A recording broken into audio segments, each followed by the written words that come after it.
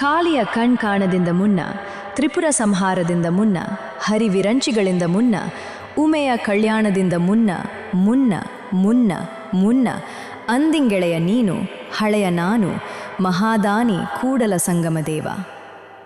ಭಾವಾರ್ಥ: ಈ ವಚನದಲ್ಲಿ ಬಸವಣ್ಣರು ಕೂಡಲ ಸಂಗಮ ದೇವರು ಸೃಷ್ಟಿಗೂ ಮುಂಚೆಯೇ ಇದ್ದ ಪರಮಸತ್ಯ ಎಂದು ಸಾರುತ್ತಾರೆ.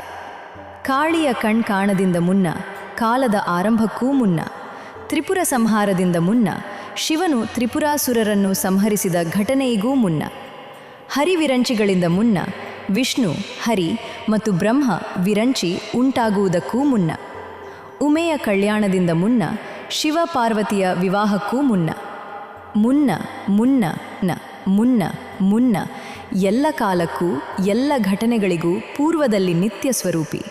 ಅಂದಿಂಗೆಳೆಯ ನೀನು, ಹಳೆಯ ನಾನು, ಅಂದಿನಿಂದಲೂ ನೀನು ನನ್ನ ಆತ್ಮಸ್ನೇಹಿತ.